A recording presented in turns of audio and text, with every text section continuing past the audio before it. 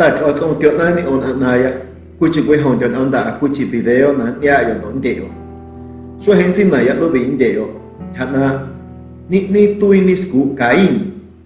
Cain da Adan yo Eva ông nói cho trong mặt chọn là kỹ năng là tên nào thông ni Adan yo sku na yo Eva ông bề nín tai ít ta để tôn yo Cain rồi ta năng là về tôn yo Abel quy xoay kỹ năng là tít oan ni năng kia na cuenta ở trong tí con nhung cuenta na năng kia Cain sa hộ tôn nhung cuenta na năng kia Abel huna bas năng đây nhung xuôi Cain na nhá na ở trong tí con nhung cuenta na năng kia sang cái tôn nhung cuenta na năng kia Abel thành ông Cain na xích tệ trong thế năng yo Abel ta sinh xích quậy đi kia sẽ niệm mà cho ông na ở trong tiêu na bị na khó Cain đồng đi kia nhung ở trong na kha quyền loạn tổ na khó trong năng quậy chỉ là tin đề xuôi na Cain thà đi nằm ani na tổ nằm an ya sẽ niệm mà cho ông na ở trong na hút tịnh na which I school do school ni tui ni school Cain do hôn hậu một tệ của na đại na to na ai school na tui ni school Cain cho nên ông nói ở trong mặt soạn na Adan kêu Eva hốt tui nín ana ở trong sa do hôn nặng đê nín ana khó cho ba trong năng quỷ rồi ông na con trẻ cho hệ mặt soạn na Cain thà do na to na hu thà hộ tịt na ai school na tui ni school na to na school ni que na ya lo big na matso Biblia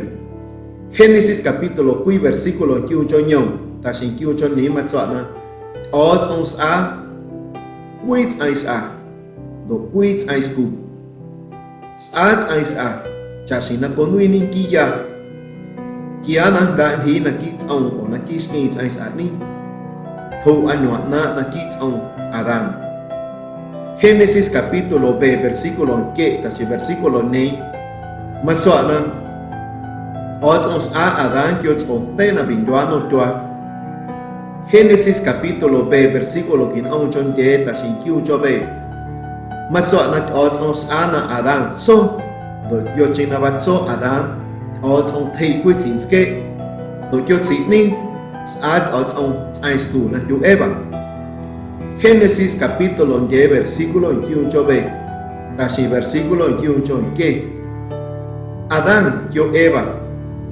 kỹ năng tại là kệ ông ấy cho nông ở trong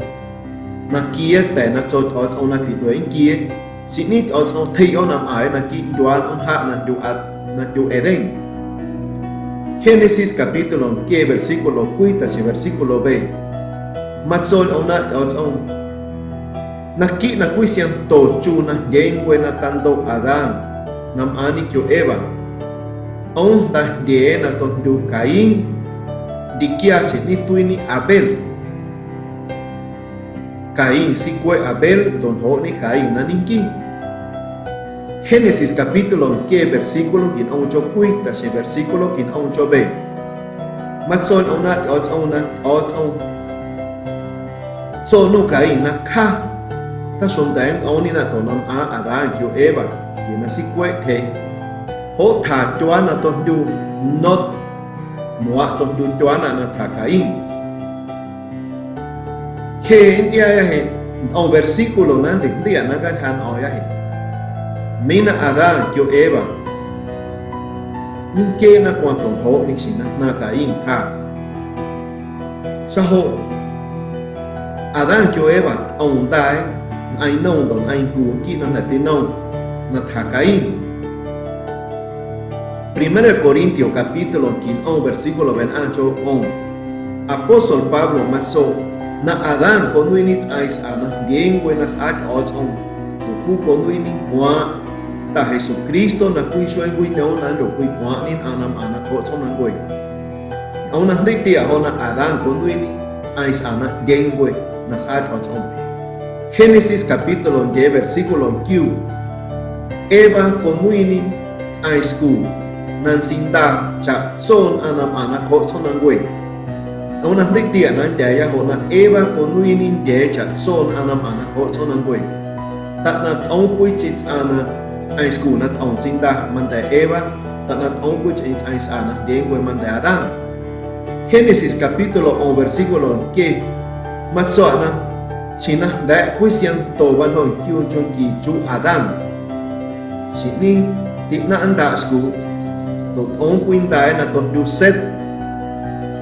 kina na tino ong dai na du set sini ong dai ai ku don ai nong de ni dai ong e ma ka ke quan ta he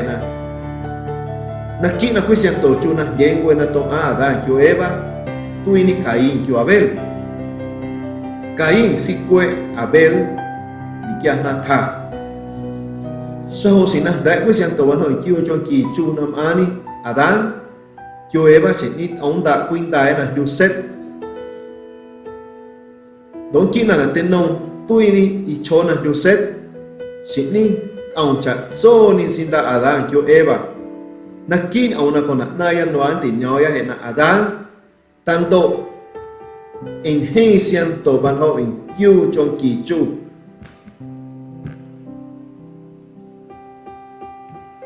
na kỹ này hay xem tổ chu ban hồi kêu cho kỳ chu na tổ ban độ Adán ông sinh ra in nông độ ông sinh ra in cụ xin na Caín tuy ni Adán cho con té của xem tổ chu xin na tuy ni Abel manti xin na tuy ni Seth xin ni Adán là chính té của xem tổ ban hồi kêu cho kỳ chu cho họ Adán tôi hình hay xem tổ văn hồi kêu cho kỳ chú là ní cách sợ đồ bán nông là quy xem tổ văn hồi kêu cho kỳ chú Adán ông sinh ta anh cụ đồ ông sinh ta anh nông quindi ni sinh ta Adán tôi ni isku na toko kyo Caín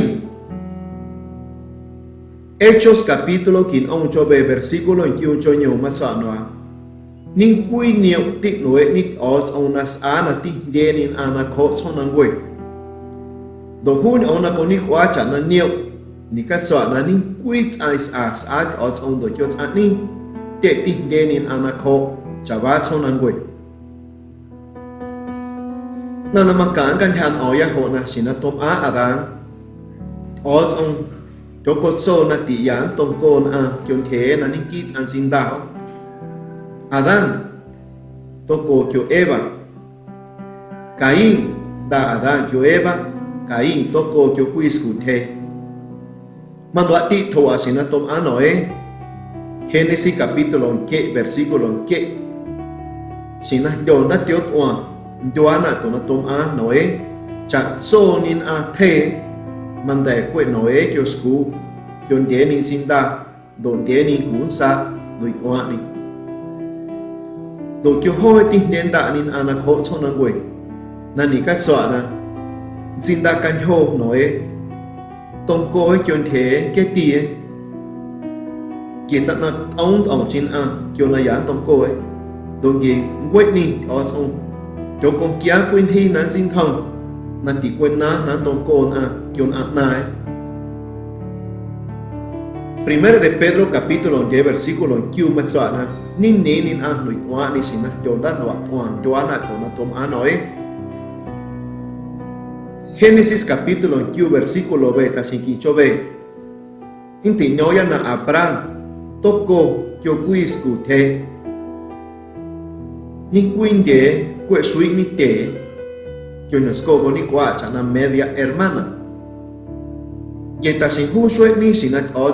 qua Abraham na nuôi nít anamachiu của ở trong cho con kia ở trong hi na kia na tông con kion thế na kết ti ni quy an sin ta ho onan nai ta sin na tin no Moises sin nít ở trong kia hi na ta quy na nan tông con kion thế na kết ti na ni quy te ni quy de onan nai o mình thì nhớ ya ha Levítico capítulo 15 versículo 9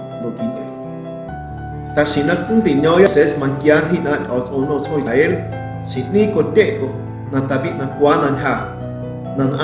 yang tông coi nan cái gì sao nan này kỹ đuổi tông coi chuyện thế các tông coi chuyện mình kia cứ chỉ sao chú chuyện này sao hôm đó anh hi nằm mà sinh thông hi nằm kia ở chỗ nó Moses nhưng chỉ là quan anh quý nhớ Moses chuyện hi ninh ở chỗ kia nan ha nan cái tin tông coi chuyện thếคนวัดที่คนคุยกันเอาหนักคนใหญ่ยาช่วยให้บินต่อยันนักคนนักบีเรียนต่อนี่นั่นในเอาหน้าเอาจงมาเต็งตีเตียนั้นอยู่นี่ตู้ไก่